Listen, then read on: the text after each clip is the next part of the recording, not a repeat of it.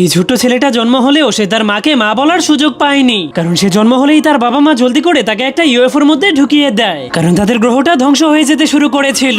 যার কারণে বাবা মা নিজেদের জীবনকে বিসর্জন দিয়ে তাদের একমাত্র ছেলেকে বাঁচার একটা সুযোগ করে দেয়। তখনই সেই গ্রহটা ধ্বংস হয়ে গেলে ইউএফওটা বাচ্চাটাকে নিয়ে পৃথিবীর দিকে যেতে শুরু করে। ঠিক তখনই অন্য একটা গ্রহ থেকেও আরেকটা ইউএফও আসতে শুরু করে দেয়, কিন্তু দুর্ভাগ্যবশত সেই নীল বাচ্চাটার ইউএফওটা একটা উল্কা পাথরের সঙ্গে বাড়ি খেয়ে যায়, যার কারণে সেই বাচ্চাটা প্রচন্ড ব্যথা পেয়ে যায়। কিন্তু অন্যদিকে সেই দ্বিতীয় ইউএফওটা অনেক আধুনিক এবং শক্তিশালী ছিল, যার কারণে সেটার কোনো ক্ষয়ক্ষতি হয়নি। এরপর যখনই নীল বাচ্চাটার ইউএফওটা একটা সুন্দর রাজমহলের ভিতরে অবতরণ করতে যায়, তখনই সেই হলুদ ইউএফওটা এসে তাকে ধাক্কা মেরে একটা জেলখানার ভিতরে পাঠিয়ে দিয়ে নিজে সেই রাজমহলের মধ্যে ঢুকে যায়। তখন সেই বাচ্চাটা একদমই জানতো না যে সে বড় হয়ে পৃথিবীকে বাঁচানোর একজন সুপারম্যান হবে। এরপর জেলখানার একজন কয়েদি তাকে পালক নিয়ে তার নাম রাখে অ্যালেন। অন্যদিকে সেই দ্বিতীয় ইউএফওতে আসা ছেলেটার নাম রাখা হয় সুপারম্যান, যাকে একটা ধনী পরিবার পালক নিয়ে নেয়। অ্যালেন ছিল অনেক মেধাবী, ছোট থেকেই সে নানা ধরনের আবিষ্কার করতে অনেক পছন্দ